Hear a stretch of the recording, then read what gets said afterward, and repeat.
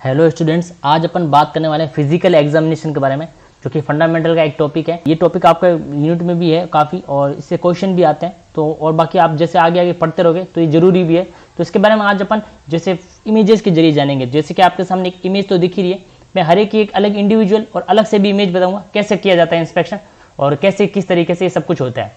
ठीक है, तो पहले आपको मैं बता देता हूँ फिजिकल एग्जामिनेशन करते क्यों है, इसका मेन कारण क्यों है, उसका मतलब क्या होता है। जो कंप्लीट बॉडी या शरीर के किसी भी भाग का विस्तृत अध्ययन, जिससे पेशेंट के सामान्य मानसिक या शारीरिक स्थिति का निर्धारण किया जा सके। तो कोई भी बॉडी है या फिर किसी ऑर्गन का अगर अपन अध्ययन करें या फिर उसको जैसे देखा जाए, एग्जामिन करें, तो उसको बोलते हैं फिजिकल एग्जामिनेशन। मतलब फिजिकली आप छू के पता कर सकते हो, देख के पता कर सकते हो, पालपेट करके पता सकते हो। तो ये सब मेथड जो साथ में बाद में मेथड आएंगे जो आपके सामने दिख रहे हैं, ये सब फिजिकली एग्जामिनेशन में आते हैं। तो कुछ चीज भी किसी भी एग्जामिनेशन करना यानी छू के देख के पता करना, उसको बोलते हैं फिजिकल एग्जामिनेशन। उद्देश्य क्या है इसका? उद्देश्य है किसी बीमारी का पता लगाना, या कोई बीमारी आपने इलाज कर रखा है तो वो इलाज सही से चल रहा है उसका पता लगाना, या कोई रिसर्च है, जैसे बहुत सारी एक जनसंख्या उसमें कोई बीमारी फैली है तो किस तरह से फैली हुई है, क्या क्या लक्षण आ रहे हैं, सबके शरीर की जांच करना, उसमें भी ये काम आ सकता है। और बाकी आप कोई दवाई दे रहे हो, उसका कोई साइड इफेक्ट वगैरह तो नहीं आ रहा है, तो इस तरह से कोई भी चीज हो सकता है, तो उसमें आप फिजिकली देख के पेशेंट का बॉडी के ये सब आपको प्रोसीजर करना पड़ता है। मतलब एक तरह से बॉडी को आप देख के पता लगा सकते हो कि क्या कुछ गड़बड़ी तो नहीं है, कोई बीमारी तो नहीं है, कोई दवाई दी उसके साइड इफेक्ट तो नहीं आ रहे हैं। और भी धीरे धीरे ऐसे, और कोई रिसर्च में कोई ऐसी बीमारी जो फैली हुई है बहुत लोगों में, तो वहां पे आप इंस्पेक्ट कर दे तो किसी की बॉडी में जैसे कि दाग धब्बे भी हो जाते हैं, कई बार कुछ ऑर्गन बड़े होते जाते हैं, तो इस तरह से ये तब काम आता है। तो ये उद्देश्य था और ये इसकी डेफिनेशन। अब अपन आज जो मेन बात करने वाले हैं वो मेथड्स के बारे में बात करने वाले, करते कैसे हैं, किस तरह से करेंगे। तो सबसे पहले आएगा इंस्पेक्शन, जो आपके सामने दिख रहा है इंस्पेक्शन यानी देखना, जो आपको आंख दिख रही है यानी इंस्पेक्शन यानी देखना। फिर उसके बाद आता है पाल्पेशन, यानी आप सिर्फ छू के पता करोगे, कैसे छू के, किस तरह से भी, किस तरह, जैसे आप बॉडी का टेम्परेचर भी मान लो छू के पता करना है एक तरह से एग्जाम्पल के तौर पे। और फिर तीसरा आता है आपका परकशन, जो आपके सामने तीसरा दिख रहा है यहाँ पे नीचे की तरफ, ये परकशन यानी आघात। थोड़ा सा आपको इसमें आप देख सकते सिर्फ छू के पता करा है पाल्पेशन में, परकशन में वो थोड़ा सा दबाव दे रहा है। और चौथा होता है ऑस्कल्टेशन, यानी आप सुन के, जैसे आप हार्ट रेट की साउंड हो सकती है, सुन सकते हो, या फिर ऑस्कल्टेज यानी जैसे आप पीछे लंग्स की साउंड सुन सकते हो, कोई भी साउंड सुनना, उसको बोल देंगे ऑस्कल्टेशन। ये चार मेजर है, सबसे पहला इंस्पेक्शन, फिर पाल्पेशन, फिर परकशन और फिर ऑस्कल्टेशन। अब मैं आपको इंडिविजुअली हर एक की फोटो दिखाऊंगा क्या से कि कौन सा मेथड किस तरह किया जाता है। तो ये पहला है जैसे इंस्पेक्शन है, तो देखिए ये जैसे इसको पेशेंट को देख रहा है, एग्जामिन कर रहा है, जैसे इसके गले में कुछ थायराइड की बीमारी हो सकती है, कोई भी पार्ट को भी कर सकता है, या फिर पूरी बॉडी को भी एग्जामिन करना। तो इंस्पेक्शन यानी सिर्फ देखना, अब ये देख रहा है और उसको पानी पीते हुए देख रहा है, कोई ऐसी चीज जो जैसे नॉर्मल पर्सन में होती है वो इसमें कुछ अलग से दिखे, तो कोई भी चीज पेशेंट को सिर्फ देखना, इंस्पेक्ट करना, आंखों का कलर हो सकता है, कोई और भी चेहरे की बनावट, कानों की, इस तरह से इंस्पेक्शन करना यानी सिर्फ देखना। तो आगे से देख सकता है, और कोई भी जैसे ये थायराइड के लिए देख रहा है, गले के अंदर थायराइड की बीमारी होती है, तो उसमें जैसे गला भी होता है, तो उसमें इंस्पेक्ट कर रहा है कि कोई बाहर से किस तरह से पता लगता है। इंस्पेक्शन यानी सिर्फ देखना। अब सेकंड अपन बात कर लेते हैं पाल्पेशन के बारे में। तो अब आपके सामने जो इमेज है इसको बोलते हैं पाल्पेशन। ये दो टाइप के होते हैं, एक डीप होता है, एक थोड़ा सा लाइट होता है। जैसे ये आपको दिख रहा है यहाँ कॉर्नर में सी लिखा हुआ, ये वाला ये लाइट है, देखिए आप इसमें दबाया नहीं है, सिर्फ पालपेट करके देखा है। और जो ऊपर दिख रहा है इसमें थोड़ा सा दबा के, मतलब पालपेट करना, सिर्फ छू के पता करना। पाल्पेशन का मैं आपको मतलब बता देता हूँ। पाल्पेशन का क्या मतलब? पेशेंट के ऑर्गन को या आकार की स्थिति को पता करने के लिए हाथों द्वारा स्पर्श करना, सिर्फ टच करना, वो क्या कराएगा? पाल्पेशन। टच करना है, मतलब आपको सिर्फ देख के पता लगाना है कि हाँ कुछ ऐसा तो नहीं जो नॉर्मल होता है वो नहीं है, तो इस तरह से पाल्पेट करना। कई बार डॉक्टर भी देखे हो आप जाते हो तो पेशेंट के सिर्फ पेट को छूता है, किस तरह से वो सब पाल्पेट करना यानी सिर्फ स्पर्श करना। और तीसरा बात आती है परकशन के बारे में। और पाल्पेशन परकशन में थोड़ा अंतर है, ध्यान रखिएगा। जैसे कि पाल्पेशन में सिर्फ छू रहा था, मतलब सिर्फ टच करके पता करें, थोड़ा सा हल्का सा भी, थोड़ा सा दबा के भी, एक डीप टाइप में, दो टाइप में होता है, पर आपको पता करना सिर्फ स्पर्श करके। और परकशन में ऐसा नहीं है।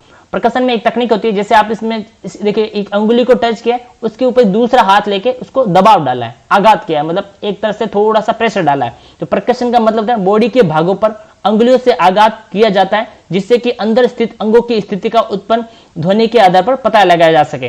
तो ये देखिए इस पे आपने एक अंगुली ले ली और उस पर दूसरी अंगुली से सिर्फ थोड़ा सा दबाव डाला है, तो वही होता है बॉडी के भागों पर अंगुलियों से आघात किया जाता है, जिससे कि अंदर स्थित अंगों की स्थिति का उत्पन्न ध्वनि के आधार पर पता लगाया जा सके। तो ये होता है परकशन। परकशन में आघात यानी थोड़ा सा इसमें प्रेशर भी लगाते हैं, जैसे एक हाथ था इसमें एक हाथ से नहीं लगा पाए, दूसरे हाथ से अपने अंगुली को ऊपर से प्रेशर किया है, तो इसको बोलते हैं परकशन।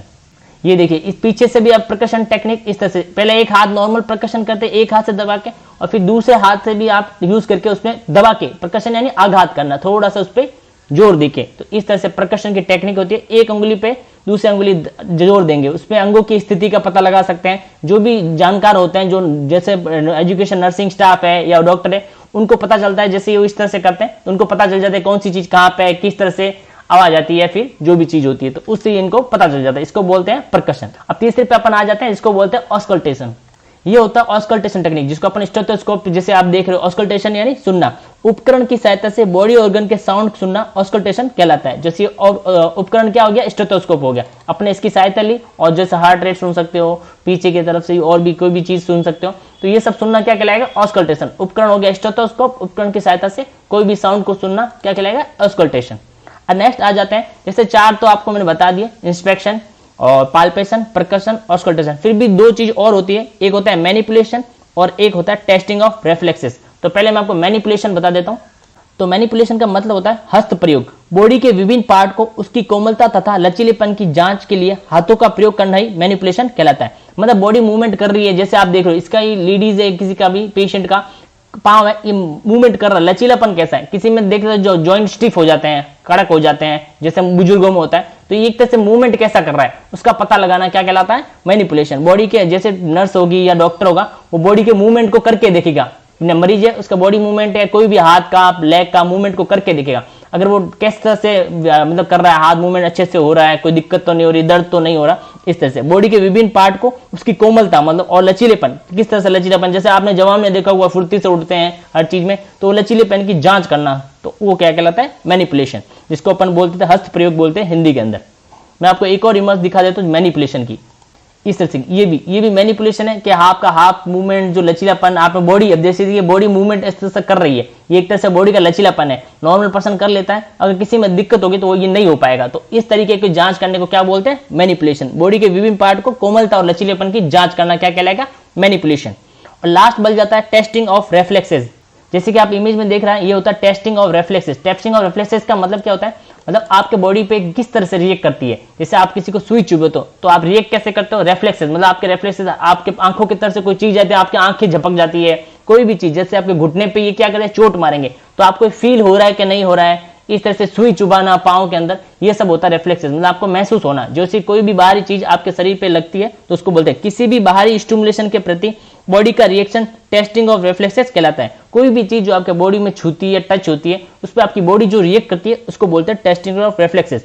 तो इसको कहला, जैसे आपके शरीर पे मान लो चींटी भी चलती है, तो आपके रिफ्लेक्सेस इतने तेज हैं, किन में नहीं होते पता नहीं चलता है, तो आपके रिफ्लेक्सेस तेज है, आपको पता चल रहा है क्या, तो वही चीज होती है। तो किन में स्लो हो जाते हैं, जैसे कोई बीमारी के कारण, किसी भी चीज के कारण, तो उसमें जांच करते हैं कि इनके रिफ्लेक्सेस कितने हैं, तेज है या नहीं है, स्लो हो गए हैं या फिर पता नहीं कर पा रहे, तो उसमें आपको नीज है। और मैं आपको एक इमेज बताता हूँ, आपको ये दिख रहा है, ये देखिए, ये इनके जो फीट होता है पांव के ऊपर, ये देखिए थोड़ा सा सुई जैसा होता है, इसमें चुबा के देख रहे हैं, क्या सामने वाले पेशेंट पता चल रहा है। कई बार ये जो पांव की अंगुलियां ये आगे की तरफ कर लेते हैं, कोई पीछे की तरफ कर लेता है, तो इस तरह से रिफ्लेक्सेस होते हैं। बच्चों में भी करते हैं छोटे, और बड़ों में भी करके पता कर सकते हैं, तो इसको बोलते हैं टेस्टिंग और रिफ्लेक्सेस। पेशेंट कई बार जैसे अनकॉन्शियस है, अगर उसको चुबाने से वो मूवमेंट कर रहा है उसके पांव में, तो देखते हैं हाँ रिफ्लेक्सेस हैं। कई बार होता है अनकॉन्शियस होता है, उनको अगर आप नीचे से हाथ से कोई चीज चुबाओगे, अगर उनके पांव में थोड़ी बहुत मूवमेंट होती है तो मतलब रिफ्लेक्सेस हैं, तो ये भी कहीं उनमें भी पता कर सकते हैं, तो ये होता है रिफ्लेक्सेस। तो ये थे मेथड ऑफ फिजिकल एग्जामिनेशन। तो 5 मेथड थे, वैसे तो 4 मेजरली होते हैं, पर 2 और थे, मैनिपुलेशन और टेस्टिंग रिफ्लेक्सेस। तो आई होप आपको पूरा समझ में आएगा, और समझ में आए तो प्लीज चैनल को लाइक करें, शेयर करें और सब्सक्राइब जरूर करें। धन्यवाद।